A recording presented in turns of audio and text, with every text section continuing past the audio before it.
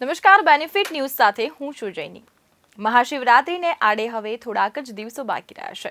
એવું કહેવામાં આવે છે કે મહાશિવરાત્રીના દિવસે ભગવાન શિવ અને માતા પાર્વતીના લગ્ન થયા હતા। એટલા માટે જ મહાશિવરાત્રીના દિવસે ભક્તો ધામધૂમથી તેની ઉજવણી કરે છે, ઉપવાસ કરે છે અને પૂજા કરે છે। અને એ દિવસે એવું પણ કહેવામાં આવે છે કે ભોળાનાથ શંભુ પૃથ્વી પર રહેલા દરેકે દરેક શિવલિંગમાં બિરાજમાન થાય છે અને એના કારણે જ એ દિવસે પૂજા અને ઉપવાસ કરવાથી અનેક ગણું મહત્વ અને અનેક ગણું ફળ મળે છે। અને આ જ મુદ્દે વાત કરવા માટે મારી સાથે આજે સ્ટુડિયોમાં ઉપસ્થિત છે હર્ષલ શાસ્ત્રી રાવલ, કે જે એક શાસ્ત્રીજી છે। હર્ષલ રાવલ, સૌથી પહેલા તો આપનું સ્વાગત છે। હર્ષલ રાવલ, સૌથી પહેલા તો શિવ શું છે? સર્વપ્રથમ બેનિફિટ ન્યૂઝના તમામ દર્શકોને આ શિવોત્સવ પર્વ, ભગવાન દેવાદિદેવ મહાદેવનો આ પ્રસંગ અને આ શિવોત્સવ નિમિત્તે ખૂબ ખૂબ બધાઈ, ખૂબ ખૂબ શુભેચ્છાઓ। તસ્મૈ નમઃ તસ્મૈ નકારાય નમઃ શિવાય। બેને બહુ સુંદર વાત કરી કે શિવ શબ્દ શું છે, શિવ શું છે। શિવ મિત્રો, આપણે ત્યાં જોવા જઈએ ને તો શિવ શબ્દની વ્યાખ્યા આપણા વેદોમાં, આપણા પુરાણોમાં અને આપણા શાસ્ત્રોમાં કંઈ કેટલી રીતે આપણને અર્પણ કરવામાં આવી છે।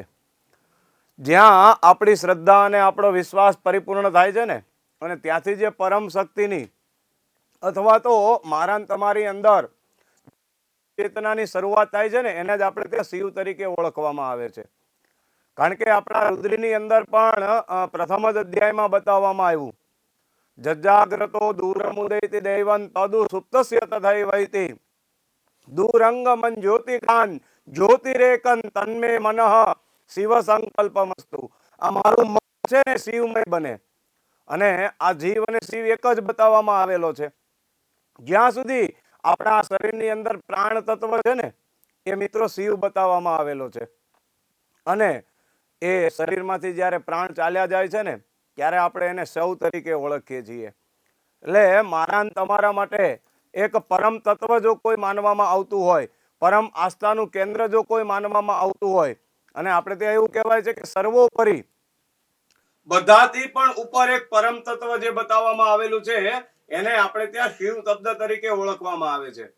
અને મહિમ્નમાં પુષ્પદંત તો એવું કહે છે કે આ ભગવાન દેવાદિદેવ મહાદેવ એની અનુભૂતિ થઈ શકે। એવું કહે છે કે એ ભગવાન મહાદેવનો ક્યાંય જન્મ બતાવવામાં આવ્યો નથી, એનું કાંઈ મૃત્યુ પણ બતાવવામાં આવ્યું નથી। અજન્માનો લોકા, આ લોકની અંદર એક અજન્મ એવું પરમ તત્વ જો કોઈ હોય, એક શાંતિ અને પરમ ધામ જેને ત્યાં માનવામાં આવતું હોય ને, તો એ પરમ તત્વ આપણે ત્યાં ભગવાન દેવાદિદેવ મહાદેવ માનવામાં આવે છે। અને એના વિશે આપણે જો વાત કરવા જઈએ ને, તો ભગવાન મહાદેવ, શિવ એ શિવ છે, દેવ એ દેવ છે। એના વિશે આપણે ત્યાં ઘણું બધું પુરાણોમાં, ઘણા બધા વેદોમાં અને શાસ્ત્રોમાં એનું મહત્વ બતાવવામાં આવેલું છે। તો ટૂંકમાં આપણે જો જોવા જઈએ તો આપણા દરેકને માટે એક પરમ કલ્યાણકારી તત્વ જો કોઈ હોય ને, અને અણુ અણુની અંદર પરમ તત્વમાં આપણને દરેક જગ્યાએ માર્ગદર્શન પૂરું પાડતું તત્વ જો કોઈ હોય તો એ મહાદેવ છે, એ ભગવાન શિવ છે। શિવરાત્રી કેમ ઉજવવામાં આવે છે? ચોક્કસથી આપણે જોવા જઈએ, શિવની રાત્રિ, આપે જે પ્રશ્ન કર્યો બેન કે શિવરાત્રી શા માટે ઉજવવામાં આવે છે, આમ તો આપણે સામાન્ય જોવા જઈએ તો દરેક મહિનાની અંદર ક્યાંય ને ક્યાંય એ દ્વાદશી કે ત્રયોદશી, વદ ત્રયોદશીને આપણે ત્યાં શિવરાત્રી તરીકે ઓળખવામાં આવે છે। પરંતુ આજે આ વાત કરવી છે આપણે મહાશિવરાત્રી વિશે। અને આપણે ત્યાં ગુજરાતીમાં એક કહેવત છે કે ભગવાન શિવજીને અંગીભૂત કોઈ હોય, ભગવાન શિવજીના અર્ધાંગીની માં ઉમાને આપણે જોવા જઈએ ને, તો એને પણ આપણે દેવી તરીકે નથી ઓળખતા, એને મહાદેવી કહીએ છીએ। દરેક આરતી થતી હોય, પણ ભગવાન મહાદેવની જ્યારે આરતી થાય ને, એને આરતી આપણે એને મહાઆરતી કહીએ છીએ। એમ આ ભગવાન શિવજીની રાત્રિ છે। આપનો પ્રશ્ન કે શિવરાત્રી, આ શબ્દની અંદર જ એનો જવાબ, આપણે કઈ પ્રકારની રાત્રિઓ આવે છે, નવરાત્રી છે, કાલરાત્રી છે, એમ 3 રાત્રિનો મુખ્ય વિશેષ મહિમા છે। કઈ 3 રાત્રિ? તો દુર્ગા સપ્તશતી એવું કહે છે, કાલરાત્રિર મહારાત્રિર મોહરાત્રિશ્ચ દારુણા. કાલરાત્રિ એટલે કે કાળી ચૌદશ મિત્રો. મોહરાત્રિ એટલે અખિલ બ્રહ્માંડનો અધિપતિ જેને બધાને આપણને માયા લગાડી એ ભગવાન કૃષ્ણ જ્યારે પધાર્યા ને ત્યારે બધાને મોહ ઉત્પન્ન થયો. એ શ્રાવણ વદ અષ્ટમી બતાવવામાં આવી. એટલે આપણે ત્યાં મોહરાત્રિ, કાલરાત્રિ, મોહરાત્રિ અને પછી છે મહારાત્રિ. મહાવદ ત્રયોદશીના દિવસે ભગવાન દેવાધિદેવ મહાદેવની દિવસ કરતા રાત્રિની પૂજા એનું વિશેષ મહત્વ બતાવવામાં આવેલું છે. અને આપે જે કહ્યું કે શિવરાત્રિ શા માટે ઉજવવામાં આવે, તો શિવરાત્રિને લઈ આપણે ત્યાં ઘણા બધા લોકવાયકાઓ બતાવવામાં આવી છે, ઘણી બધી એવી દંતકથાઓ પણ બતાવવામાં આવી છે. પણ મિત્રો શિવ પુરાણનું આપણે પ્રમાણ લઈ અને ચાલીએ તો એ આપણને જોવા મળે છે કે ભગવાન વિષ્ણુ અને ભગવાન બ્રહ્માજી વચ્ચે જે કાંઈ વૈમનસ્ય ઉત્પન્ન થયું, બ્રહ્માજી કહે હું મોટો અને ભગવાન નારાયણ કહે હું મોટો, અને અંતે એમાંથી એક સ્તંભ પ્રગટ થયો છે. અને આપણે બધા જ જાણીએ છીએ કે કપટ ભાવથી બ્રહ્માજીએ એ સ્તંભનું મૂળ છે શોધી લીધું, અસત્ય બોલ્યા અને અસત્ય બોલવાના કારણે થઈ બ્રહ્માજીના જે 5 મુખ હતા એમાંથી એક મુખનું છેદન કરવામાં આવ્યું. તો એ કથાનક જે બતાવવામાં આવ્યું છે સ્તંભ સ્વરૂપે ભગવાન પ્રગટાય મહાવદ ત્રયોદશી એટલે કે શિવરાત્રિ, એનો દિવસ એ રાત્રિનો સમય હતો, કાળ હતો. અને ત્યારથી પછી આપણે જોવા જઈએ તો ઘણી બધી કથાઓ છે કે ભગવાન દેવાધિદેવ મહાદેવના વિવાહ સંસ્કાર, પછી ભગવાન મહાદેવને પ્રાપ્ત કરવા માટે થઈ અને એક પારધીની કથા પણ બતાવવામાં આવેલી છે મિત્રો, કે જંગલની અંદર પેલો શિકારી કોઈ પશુનું શિકાર કરવા માટે નીકળે છે. સંપૂર્ણ દિવસ દરમિયાન એને શિકાર નથી મળતો અને રાત્રિનો સમય થતાં ત્યાં અચાનક એ એક ઝાડ ઉપર ચડી જાય છે. અને સંજોગોવશાત જે ઝાડ ઉપર ચડ્યો છે એ ઝાડ બિલ્વપત્રનું હતું. કારણ કે ભગવાન મહાદેવને જો પ્રિયમાં પ્રિય કોઈ હોય તો એ બિલ્વપત્ર છે.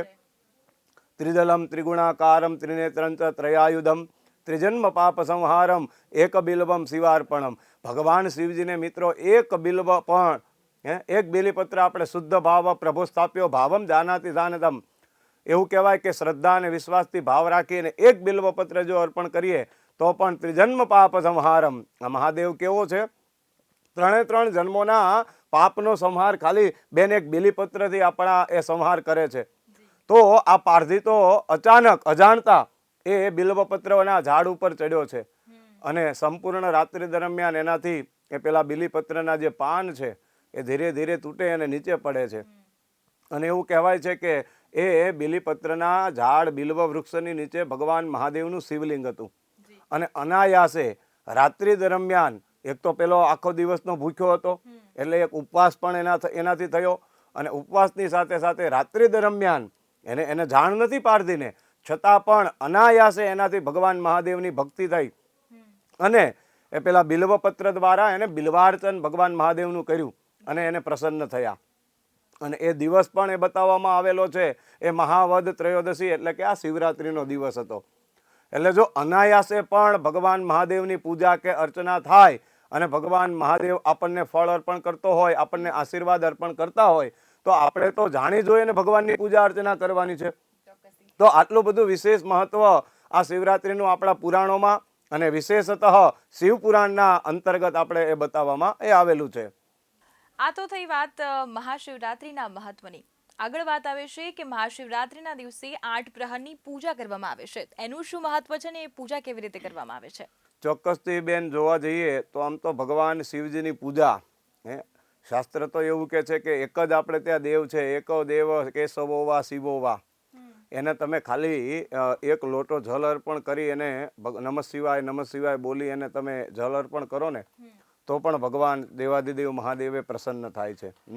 અલંકાર પ્રિયો વિષ્ણુ જલધારા શિવ પ્રિય, નમસ્કાર પ્રિયો ભાનુ વિપ્રાણામ મોદક પ્રિય. પરંતુ વિશેષતઃ મહાશિવરાત્રિના પાવન પર્વના અંગીભૂત આપણે પૂજા અને અર્ચના કરવી હોય તો 8 પ્રહરની પૂજાનું વિશેષ મહત્વ બતાવવામાં આવેલું છે. અને એમાં પણ આપણે જોવા જઈએ એ કદાચ ન થાય તો શિવની એક માનસ પૂજા બતાવવામાં આવી છે આપણે ત્યાં. કેવલ અને કેવલ આત્માત્વમ ગિરિજામતી સહચરા પ્રાણા શરીરમ ગૃહમ પૂજામ તે વિષયોપભોગ રચના અને નિદ્રા સમાધિ સ્થિતિ સંચાર પદયો પ્રદક્ષિણ વિધિ સ્તોત્રાણી સર્વા ગિરો યદ યદ કર્મ કરોમિ તત્તદખિલમ શંભો તવારાર્ધનમ.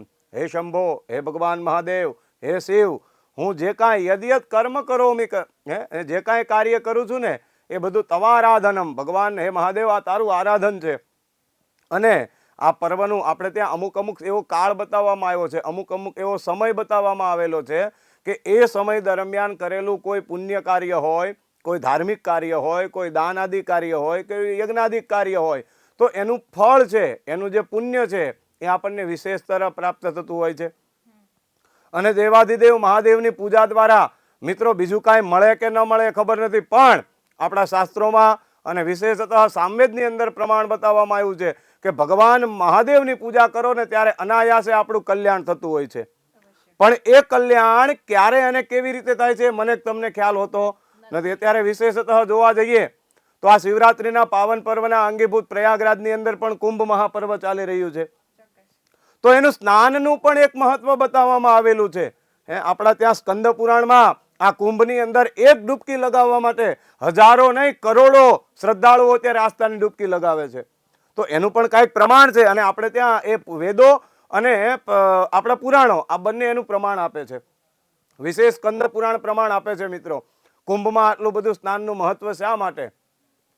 તો એના સાથે સાથે આપણે 8 પ્રહરની આ પૂજાની વાત કરવામાં આવે તો દિવસના 4 પ્રહર બતાવવામાં આવ્યા છે. સવારે 6 વાગ્યાથી લઈ 9 વાગ્યા સુધી, 9 થી 12, 12 થી 3 અને સાંજે 3 થી 6 નું ચોથું પ્રહર એ સંધ્યાકાળનું એ શિવરાત્રિના પાવન પર્વના અંગીભૂત વિશેષ મહત્વનું બતાવવામાં આવેલું છે. કદાચ આ શિવરાત્રિના પાવન પર્વે આ 4 પ્રહર દરમિયાન આપણાથી પૂજા અર્ચના દિવસમાં નથી થઈ શકતી, તો અહીંયા શબ્દ જ બતાવવામાં આવ્યો છે કે શિવરાત્રિ. આજના આ પાવન પર્વે તમે દિવસ કરતા રાત્રિના સમયે ભગવાન શિવજીની મહા પૂજા કરો છો, અર્ચના કરો છો, અનુષ્ઠાન કરો છો, અભિષેક કરો છો, યજ્ઞાદિ કાર્ય કરો છો, તો એનું વિશેષ કલ્યાણ અને વિશેષ પુણ્ય શિવપુરાણ એવું કહે છે કે સહસ્ર ગણું, 1000 ગણું એ ફળ આપણને પ્રાપ્ત થાય છે. તો 4 પ્રહર મિત્રો દિવસના બતાવવામાં આવ્યા છે, અને પછી એ 4 પ્રહર છે ને રાત્રિના બતાવવામાં આવ્યા છે. શિવજીની મહારાત્રિ મેં આગળ જ કહ્યું ને એ પ્રમાણે કે ભગવાન શિવનું બધું જ મહા તરીકે સંબોધન થાય છે. શિવની આરતી મહારાત્રિ, શિવની દેવી મહાદેવી, એમાં શિવરાત્રિ છે ને એ પણ મહાશિવરાત્રિ છે. સામાન્યતઃ દર મહિને શિવરાત્રિ આવતી જ હોય છે, પરંતુ આ મહાશિવરાત્રિ, અને એમાં પણ વિશેષતઃ સંધ્યાકાલે 6 વાગ્યાથી લઈ અને 9 વાગ્યાનો સમય એ પહેલા પ્રહરનો રાત્રિનો બતાવવામાં આવ્યો છે મિત્રો.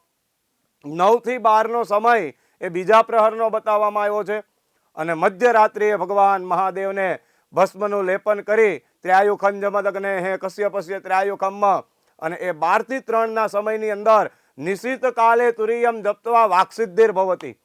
પહેલું જ પ્રમાણ આપણે ત્યાં બતાવવામાં આવ્યું છે કે આ ત્રીજા પ્રહરની અંદર રાત્રે 12 વાગ્યાથી લઈ અને 3 વાગ્યા સુધીના સમયમાં આ મહાશિવરાત્રિના દિવસે ભગવાન દેવાધિદેવ મહાદેવનું આરાધન કરવામાં આવે છે ને, તો બીજું કાંઈ મળે કે ન મળે પણ વાક સિદ્ધિ, તમારી વાણીની સિદ્ધિ એ મિત્રો ચોક્કસથી ફલીભૂત થાય છે. અને જ્યારે વાણી એ દરેક વ્યક્તિની ફલીભૂત થાય ને, એટલે આ બધો જ આપણો વ્યવહાર અને આપણો વ્યવસાય આ બંને છે ને આપણા શબ્દો ઉપર, આપણી વાણી ઉપર રહેલા હોય છે. કારણ કે આપણે ત્યાં ગુજરાતીમાં એવું કહેવાય છે કે તમે જ્યાં સુધી બોલ્યા નથી ને ત્યાં સુધી એ શબ્દો આપણા ગુલામ છે, અને આપણે બોલી ગયા પછી આપણે શબ્દોના ગુલામ છીએ. એટલા માટે કહે છે કે શબ્દ શબ્દ સમજ કર બોલીએ, શબ્દ કો નહીં હાથ ઓર પાँव, એક શબ્દ ઔષધ બને ઓર એક શબ્દ બને ઘાવ. તો પહેલું જ કામ બતાવવામાં આવ્યું છે કે એ વાક્સિદ્ધિની પ્રાપ્તિ આ ભગવાન શિવરાત્રિના દિવસે પૂજા અર્ચના કરવાથી આપણને વાણીની સિદ્ધિ પ્રાપ્તિ થાય છે. અને ચોથું પ્રહર પછી બતાવવામાં આવ્યું છે 3 થી 6નું, અને શાસ્ત્ર કહે છે કે યાદૃશી ભાવના યસ્ય સિદ્ધિર ભવતી તાદૃશી. આ ભગવાન મહાદેવ કેવા છે, તો એવું કહેવાય છે કે તમે આ ભગવાન મહાદેવને જેવા ભાવથી ભજશો ને, કારણ કે આ એક જ દેવ એવો છે કે જેની પાસે અસુરોએ પણ પૂજા કરી છે, અને સુરો એટલે કે દેવતાઓએ પણ પૂજા કરી છે, ગંધર્વોએ પૂજા કરી છે, ઋષિમુનિઓએ પૂજા કરી છે, ચારણોએ પૂજા કરી છે. દરેક વ્યક્તિઓએ ભગવાન મહાદેવનું આરાધન કર્યું. અને આપણા પુરાણોમાં આપણે મત લઈએ તો દેવતાઓ હોય કે દાનવો હોય, આ એક જ દેવ એવો છે જેનું ખૂબ ટૂંકા સમયમાં પૂજન અર્ચન કરો ને એટલે ભગવાન મહાદેવ પ્રસન્ન થાય. કદાચ કૃષ્ણ એટલો બધો પ્રસન્ન નહીં થાય. તમે જુઓ, રાધા સિવાય ભગવાન કૃષ્ણએ ક્યાંય કોઈને વરદાન નથી આપ્યા, પણ આ એક જ દેવ ભગવાન દેવાધિદેવ મહાદેવ. શાસ્ત્ર કહે છે મહાદેવ મહાદેવ મહાદેવેતિ યો વધેત, એકેન મુક્તિદાનેન દ્વાભ્યામ શિવમ ઋણીમ ભવેત. બીજી વખત મહાદેવ શબ્દ બોલવાથી ભગવાન મહાદેવ મારો ને તમારો ઋણી બને છે. એકેન મુક્તિદાનેન એટલે મહાદેવના દરબારમાં જે કોઈ આવે, અસુરો આવે કે સુરો આવે, એની થોડી ભક્તિ કરો, એને એક લોટો જલ અર્પણ કરો ને એટલે પ્રસન્ન થઈ જાય ભાઈ. કે આ સ્થાન છે ને તમારે જે જોઈએ તે લઈ લો, પણ આ સ્થાન શાંતિવાળું રાખો. અને આપણે ત્યાં હજી પણ મિત્રો જોવા જઈએ તો ભગવાન મહાદેવનું જ આ સ્થાન બતાવવામાં આવ્યું છે, જ્યાં આપણને પરમ શાંતિ, એ નિરાંતની પ્રાપ્તિ આપણને થતી હોય તો ભગવાન શિવજીનું આ પરમ ધામ બતાવવામાં આવ્યું છે. એટલે કહે છે સ્મશાને સ્વા ક્રીડા સ્મરહર પિશાચા સહચરા સીતા ભસ્મા લેપ સર્ગપિનુ કરોટી પરિકરમ.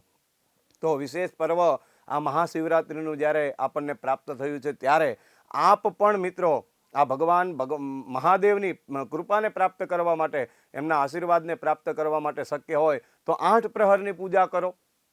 8 પ્રહરની પૂજા આપણાથી નથી થઈ શકતી તો રાત્રિના 4 પ્રહરની પૂજા બતાવવામાં આવી, એ પણ નથી થઈ શકતી તો કેવલ અને કેવલ રાત્રે 12 થી અને 3 વાગ્યાનો સમય એ ત્રીજા પ્રહરનો બતાવવામાં આવ્યો. એ સમય દરમિયાન પણ આ પૂજા અર્ચના કરો તો ચોક્કસથી ભગવાન મહાદેવની કૃપા એ આપણા ઉપર પ્રાપ્ત એ થતી હોય છે. આ દિવસે ઉપવાસ કરવાનું ખૂબ મહત્વ હોય છે, તો એના વિશે આપ શું કહેશો? ઉપવાસ વિશે આપણે જોવા જઈએ તો આપણા પુરાણોમાં, આમ તો મૂળતઃ પુરાણો છે ને એવું કહેવાય છે કે વેદોનું ફળ છે. નિગમ કલ્પતરોર ગલિતમ ફલમ. નિગમ એટલે વેદ, અને વેદોનું મંથન કરવામાં આવ્યું અને મંથન દ્વારા જે ફળની પ્રાપ્તિ થઈ એ આપણે ત્યાં મહામુનિ વ્યાસજી એવું કહ્યું કે આ પુરાણો છે. વેદોને સરળ ભાષામાં એવું કહેવાય કે દરેક માણસ સુધી, દરેક શ્રદ્ધાળુ સુધી પહોંચાડવાનું કામ મહામુનિ વ્યાસજીએ કર્યું, એને આપણે ત્યાં પુરાણો કહે છે. અને પુરાણોમાં વિશેષતઃ એનું પ્રમાણ લઈને આપણે કહીએ તો કોઈ પણ તમે ધાર્મિક કાર્ય કરો છો, કોઈ પણ એવું યજ્ઞાદિ કાર્ય કરી રહ્યા છો તો અન્નને નિષેધ બતાવવામાં આવ્યો. કારણ કે અન્ન દ્વારા પ્રમાદ, આળસની ઉત્પત્તિ થાય છે. તો આ તપાદિ કાર્યની અંદર, અનુષ્ઠાનાદિ કાર્યની અંદર તમને પ્રમાદ ઉત્પન્ન ન થાય એટલા માટે અન્નનો ત્યાગ કરવાનો કહ્યો છે. ત્યારબાદ એવું તામસિક ભોજન, આપણે ત્યાં ગીતાજીની અંદર ભોજનના, ખોરાકના પણ 3 ગુણ બતાવવામાં આવ્યા છે. સત્વ ગુણ છે, રજો ગુણ છે અને તામસ ગુણ છે. તો આ સમય દરમિયાન તમે કોઈ ધાર્મિક કાર્ય કરી રહ્યા છો, તમે કોઈ પૂજા પાઠ કરી રહ્યા છો, એ સમય દરમિયાન તમારો ખોરાક, તમારું અન્ન કેવું હોય? સાત્વિક. કારણ કે અન્નમ વૈ મનઃ, જેવું અન્ન તમે ગ્રહણ કરશો એવો જ ઓટકાર, અન્ન એવો ઓટકાર, એવું જ આપણું મન પ્રાપ્ત થશે. એટલા માટે વિશેષતઃ એનો એક ભાવ બતાવવામાં આવ્યો છે કે ઉપ એટલે મૌન રહેવાનું, અને વાસ એટલે નજીક કરવો. મૌન રહી અન્નનો ત્યાગ કરી અને ભગવાનની નજીક રહેવા માટેનો આપણે પ્રયત્ન કરવાનો. મનનાથ ત્રાયતે ઇતિ મંત્ર, જે કોઈ ગુરુ મંત્ર હોય એનું જપ અનુષ્ઠાન કરવાનું પ્રમાણ બતાવવામાં આવેલું છે. તો આ પણ એક નિયમ બતાવવામાં આવ્યો છે.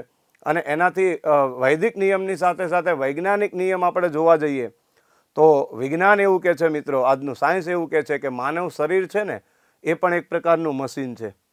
આપણે સામાન્ય કોઈ ફેક્ટરી કે કોઈ યંત્રાલય હોય એની અંદર 10-15 દિવસે એક દિવસ રજા રાખવામાં આવે, એનું બોલ્ટ, ઓઇલ, પાણી આ બધું ચેક કરવામાં આવે. શું કામ? કન્ટિન્યુ અવિરત 7 દિવસ કે 10 દિવસે ચાલ્યું છે, એનો ઘસારો થયો હોય તો એની અંદર એ અર્પણ કરવામાં આવે છે. એમ વિજ્ઞાન એવું કહે છે કે આપણા બધાનું આ માનવ શરીર પણ એક પ્રકારનું મશીન છે.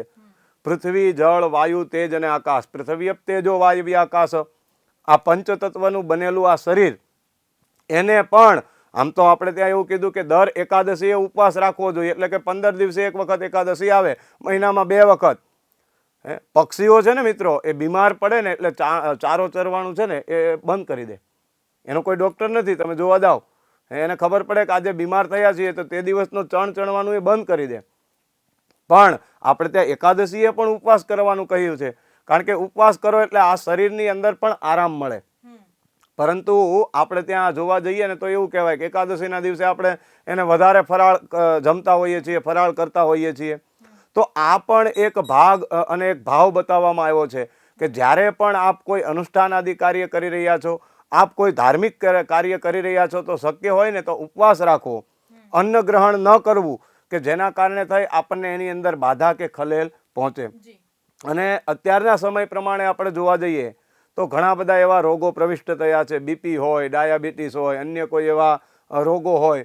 ઘણા બધા વ્યક્તિઓ હોય કે સવારમાં એને ભોજન કરવું પડે, સવારમાં નાસ્તો કરવો પડે, તો એના પણ આપણે ત્યાં નિવારણ બતાવવામાં આવ્યું છે. કોઈ એવું ફલાહાર હોય, કોઈ એવું ફળ હોય, તો એ ફલાહાર કરી અને તમે આ કાર્ય છે, ધાર્મિક કાર્ય છે, એ કરી શકો છો. અને એ ઉપવાસનું ફળ એ ચોક્કસથી તમે પ્રાપ્ત એ કરી શકો છો. મહાશિવરાત્રિના દિવસે ભગવાન શિવની પૂજા કેવી રીતે કરવાની?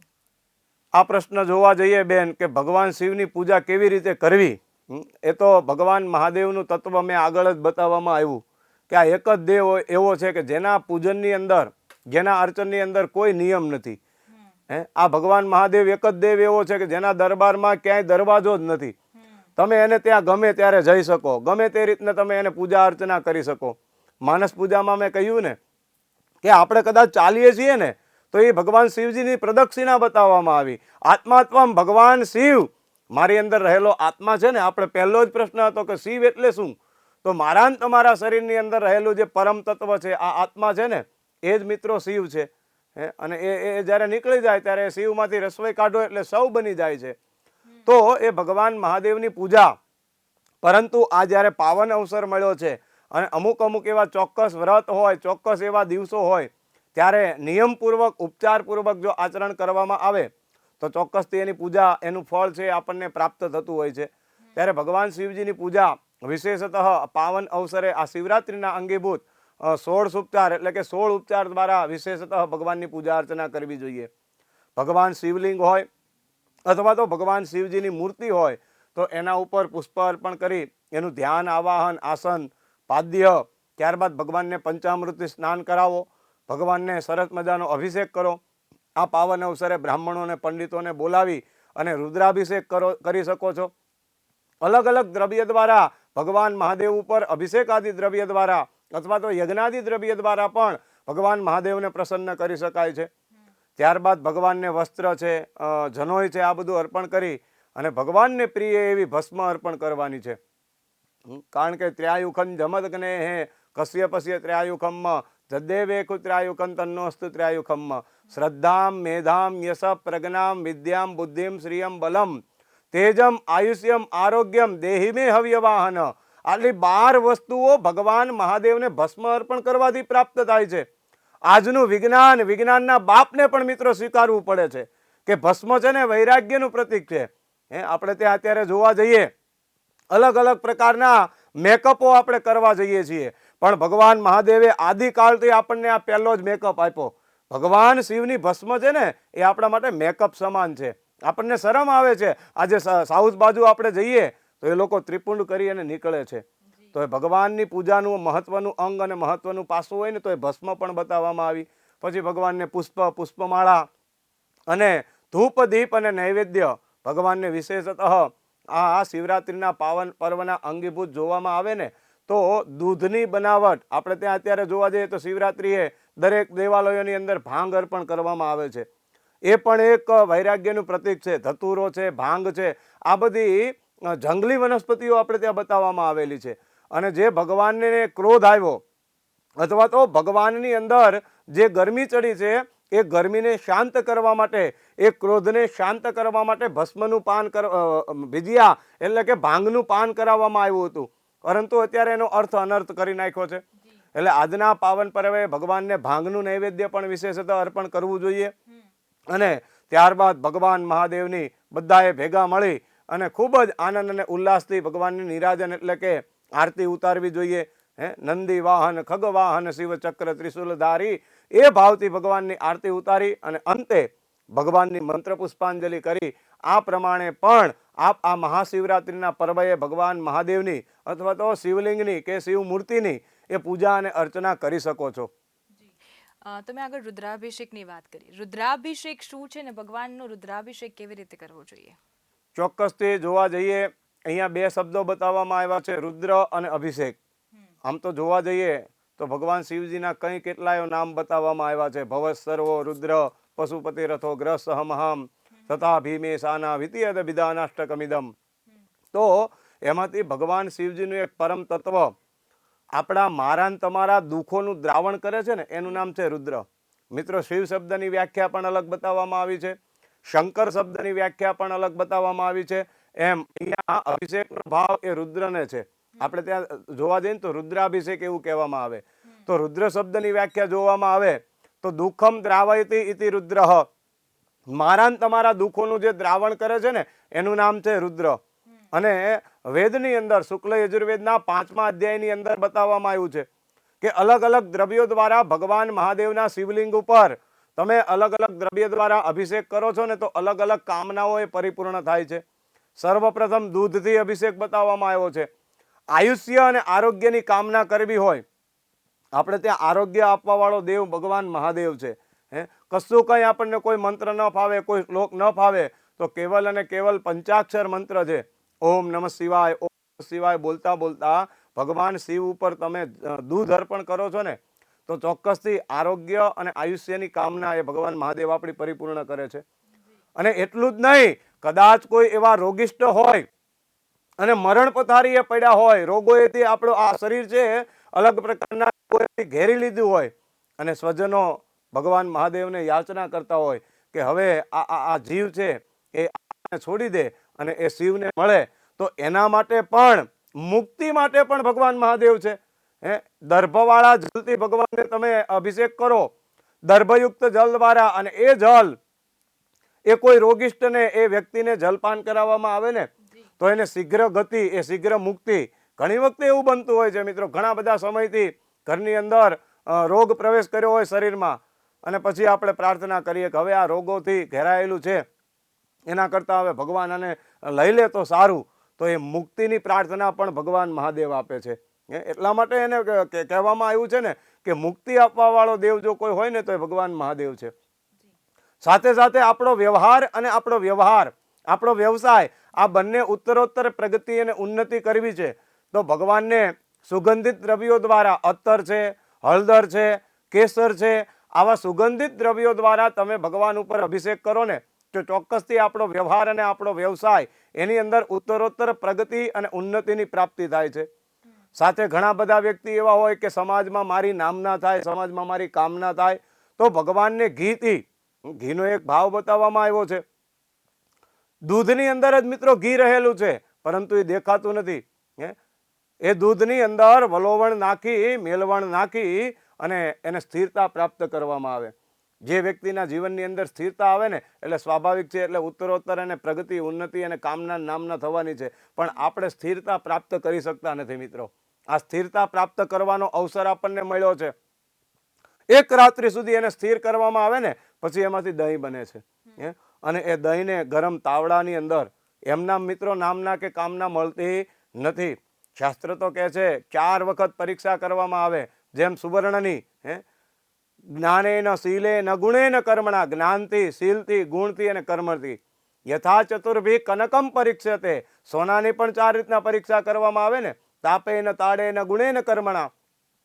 એવી જ રીતના આ દહીંની અંદર સાહેબ પછી એને ગરમ તવાડાની અંદર, ગરમ અગ્નિની અંદર તપાવવામાં આવે અને પછી એમાંથી માખણ કાઢી અને માખણમાંથી ઘી બનાવવામાં આવે છે. અને એ ઘીનો અભિષેક ભગવાન મહાદેવને અર્પણ કરવામાં આવે. શુદ્ધ ભાવ અને સ્વાર્થ વગર આ તમે અભિષેક આદિ કાર્ય કરો છો તો ચોક્કસથી સમાજમાં નામના અને કામનાની પ્રાપ્તિ પણ આ ઘીના અભિષેક દ્વારા થતી હોય છે.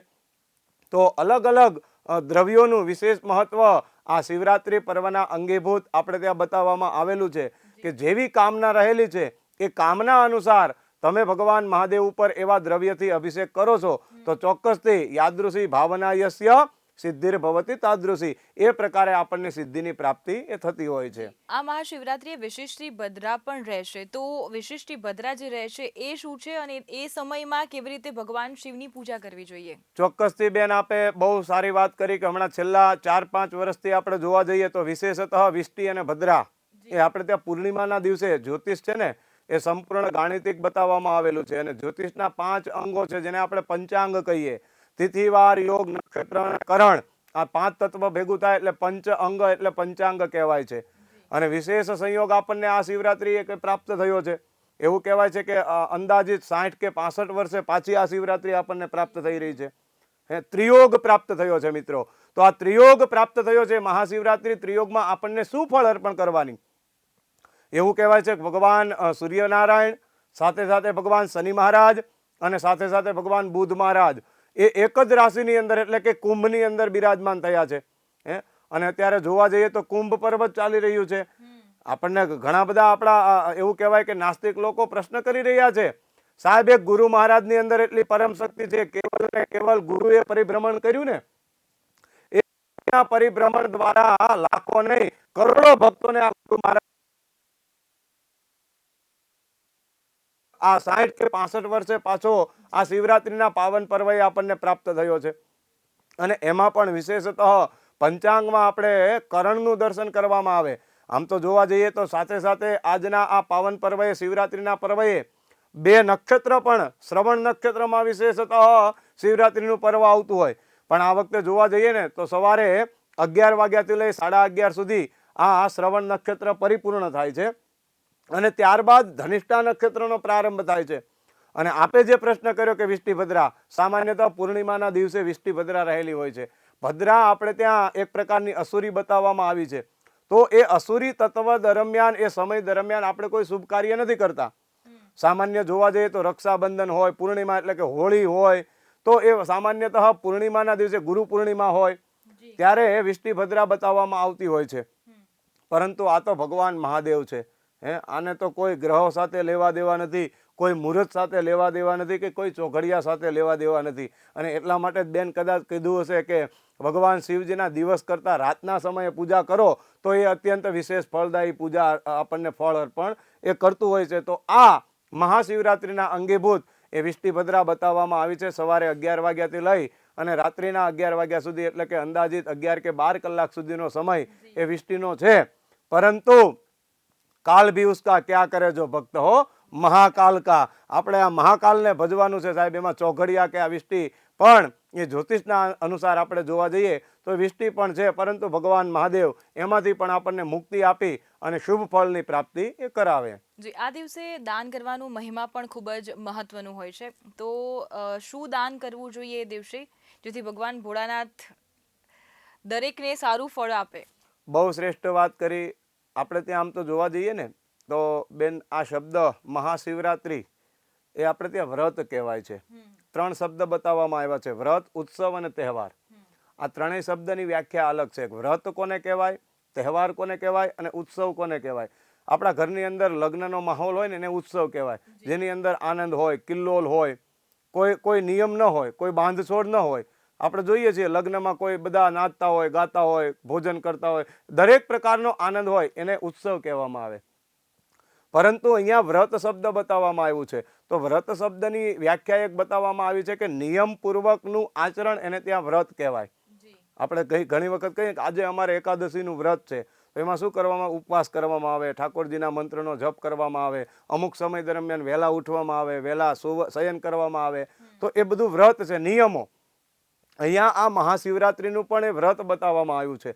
અને કોઈ પણ મિત્રો જ્યારે વ્રતનું તમે આચરણ કરો છો ને તો એની અંદર 4 વસ્તુ એ મુખ્ય ગણવામાં આવી છે. કઈ 4? તો કે સ્નાન, દાન, જપ અને હોમ. પહેલું જ બતાવવામાં આવ્યું, તમારે કોઈ વ્રતનું આચરણ કરવું છે તો સ્નાનાદિ ક્રિયા દ્વારા આપણે શરીરની બાહ્ય શુદ્ધિ કેળવીએ છીએ. ત્યારબાદ દાન બતાવવામાં આવ્યું. દાનથી શું છે, નિરાભિમાનપણું, આપણો અભિમાન છે ઓગળે છે. ભગવાને આપણને શક્ય હોય ને આપ્યું હોય ને તો ફૂલ નહીં તો ફૂલની પાંખડી પણ આપણે દાન આદિ કાર્ય કરવું જોઈએ. શાસ્ત્ર તો કહે છે કે તમે જે કમાવ છો એમાંથી 10મો ભાગ અવશ્ય અર્પણ કરવો. પણ વ્રતના અંગીભૂત કોઈ પણ એવું કર્મ હોય અને તો દાન આદિ કાર્ય કરવું, કંઈ દાન ન થઈ શકે તો આ શિવરાત્રિના અંગીભૂત કોઈ એવી નાની બાળાઓ હોય અથવા તો 1 વર્ષથી લઈ અને 10 વર્ષનો કોઈ એવો નાના સૂત એટલે કે દીકરાઓ હોય, એને તમે કોઈ અભ્યાસને લગતી કોઈ એવી વસ્તુ છે, સ્ટેશનરીને લગતી કોઈ એવી સામગ્રી છે, એ તમે એને અર્પણ કરો. ઘરે લાવી અને એને આજના દિવસે આ ભોજન આદિ કાર્ય કરાવો અને એ ભોજન આદિ કાર્ય દ્વારા એ ઓટકાર ખાય, તૃપ્ત થાય ને તો પણ ભગવાન મહાદેવની કૃપા એ આપણને પ્રાપ્ત થતી હોય છે. એટલે આ દાનનો પણ મહિમા બતાવવામાં આવ્યો છે. સ્નાન, દાન, જપ કરવાના. કોઈ પણ વ્રતનું તમે અનુષ્ઠાન કરો છો તો એની અંદર આ ત્રીજું પ્રકરણ સૌથી મહત્વનું પાસું એ જપનું બતાવવામાં આવ્યું છે. કારણ કે ગીતાજીમાં તો ભગવાન કૃષ્ણ કહે છે કે કલયુગમાં આપણાથી કદાચ સ્નાન ન થઈ શકે, દાન ન થઈ શકે, યજ્ઞ આદિ ન થઈ શકે, તો જપાનામ જપયજ્ઞોસ્મિન, જપયજ્ઞ તો થઈ શકે ને. તો કોઈ મૂળ મંત્રનો નમઃ શિવાય મંત્રનો જપ એ અવશ્ય કરવો જોઈએ. અને એની સાથે સાથે દાનની સાથે સાથે આ પાવન પર્વએ યજ્ઞ આદિ ક્રિયા પણ એ અવશ્ય આ 4 વસ્તુ મિત્રો આ શિવરાત્રિના અંગીભૂત દરેકે કરવી એ જોઈએ. એક મહાશિવરાત્રી 60 વર્ષ બાદ અદ્ભુત સંયોગ આવી રહ્યો છે. મહાશિવરાત્રીનું કોઈ એક ભજન? ચોક્કસથી આમ તો જોવા જઈએ તો ભગવાન મહાદેવનું આગળ જ બેન આપણે વાત કરી કે ભગવાન મહાદેવને તમે જે કાંઈ બોલો છો યદ કર્મ કરોમિ તત્તદખિલમ શંભો તવારાધનમ, પણ ભગવાન મહાદેવનું ભજન જ્યારે ભગવાન દેવાધિદેવ મહાદેવ, આપણે ત્યાં એવું કહેવાય છે કે એકો દેવ કેશવો વા શિવો વા. ઘણા બધા લોકો એવું કહે કે અમે વૈષ્ણવો છીએ અને અમે શિવપંથી છીએ, પણ સ્વયં ભગવાન મહાદેવ એવું કહે છે કે શિવશ્ચ હૃદયમ વિષ્ણુ વિષ્ણુશ્ચ હૃદયમ શિવ. ભગવાન શિવ છે પોતાના ઈષ્ટદેવ ભગવાન વિષ્ણુને માને છે, એનો જપ કરે છે, અને ભગવાન કૃષ્ણ પણ પોતાના ઈષ્ટદેવ ભગવાન મહાદેવને માને છે. અને એટલા માટે જ્યારે અખિલ બ્રહ્માંડનો અધિપતિ શ્રાવણ વદ અષ્ટમીના દિવસે જ્યારે મધ્યરાત્રિએ આવ્યો છે, અને ત્યારે આપણે બધા જ જાણીએ છીએ કે ભગવાન મહાદેવને પણ આ પોતાના નૃત્યમાંથી એક કાંકરી ખરી અને એનું આ પરમ તત્વ જ્યારે આવ્યું ત્યારે પોતાના નંદીશ્વરને કહે છે કે તમે જાઓ ને, આપણે ચલો ગોકુળમાં જઈ અને આ મારા પરમ તત્વના દર્શન કરીએ. અને ભગવાન મહાદેવ એક જ્યોતિષીનું સ્વરૂપ લઈ અને નંદિકેશ્વરને પોતાનો શિષ્ય બનાવી અને જ્યારે પૃથ્વી ઉપર ગોકુળની ગલીઓમાં આવે અને મા યશોદાને કહે છે કે હવે આ તમારા લાલાના દર્શન કરાવો, આપણા ગામમાં જ્યોતિષી આવ્યા છે. અને મા યશોદા એ લાલાના દર્શન કરાવવા માટે જોગી પાસે લઈ જાય. પણ મા યશોદા પોતે ડરી જાય છે કે મારો લાલો આ જોગીને આની જટા તો જુઓ, આનો અવતાર તો જુઓ અને શૃંગારાનો જુઓ. અને પછી કહે છે કે મારા બાળકને નહીં, તમારે જોઈએ તો આ ભિક્ષા લઈ લો. લે ભિક્ષા નિકલી નંદરાની કંચન થાલ ધરાયો, લો ભિક્ષા જોગી જાઓ આસન પર બાલક મેરો ડરાયો. તમે આ ભિક્ષા ગ્રહણ કરો અને મારો બાળક છે તમારાથી ડરે છે. પણ ભગવાન કહે છે કે ચપટી ભભૂત મેં હે ખજાના કુબેર કા. માતા મને શું સમજતી હશે, મારી એક ચપટી ભભૂતમાં કુબેરનો ખજાનો પણ કંગાળ પડે. અને પછી જ્યારે મા ભગવતી મા યશોદાને ખબર પડી અને ભગવાન મહાદેવે આશીર્વાદ આપ્યા છે, પંચવેદ પરિક્રમા કરકે શૃંગીનાદ જગાયો, સૂરદાસ બલિહારી કનૈયા જુગ જુગ જીએ તેરો જાયો. તો એ ભાવ પણ ભજનનો અહીંયા બતાવવામાં એ આવેલો છે. તો આવા કંઈ કેટલાય ભજનો, કંઈ કેટલાય ગીતો અને કંઈ કેટલાય સ્તોત્રો ભગવાન મહાદેવને એ ભજવા માટે, ભગવાનની કૃપા પ્રાપ્ત કરવા માટે આપણે ત્યાં બતાવવામાં એ આવેલા છે. જી હર્ષલજી, ધન્યવાદ. બેનિફિટ ન્યૂઝ સાથે ને અમારા દર્શક મિત્રોને મહાશિવરાત્રી કેમ ઉજવવામાં આવે છે, શિવ શું છે અને આ વખતે કેવી રીતે પૂજા કરવી, 8 પ્રહરની પૂજામાં કયું વિશેષ મહત્વ રહ્યું છે તે વિશે માહિતી આપવા માટે આપનો ધન્યવાદ. દર્શક મિત્રો, મહાશિવરાત્રીનો જે પર્વ આવી રહ્યો છે, આશરે 60 વર્ષ બાદ એક અદ્ભુત સંયોગ આવી રહ્યો છે, જેમાં 8 પ્રહરની પૂજા કરવાથી, જેમ હર્ષલજીએ જણાવ્યું કે જે ત્રીજા પ્રહરની પૂજા છે 12 થી 3 સમયમાં વધારે કરવામાં આવે છે, તેનું અનેક ઘણું મહત્વ મળે છે. ઉપવાસ કરવાની, વ્રત કરવાની જે માહિતી આપવામાં આવી તે કે એવું કહેવાય છે કે આ દિવસે દરેક પૃથ્વી પર રહેલા શિવલિંગમાં ભગવાન શિવ પોતે બિરાજમાન થાય છે અને એ દિવસે શિવલિંગની પૂજા કરવાથી હજારો ગણું આપણને ફળ મળે છે. દર્શક મિત્રો, ફરી મળીશું, ત્યાં સુધી મને રજા આપશો. નમસ્કાર.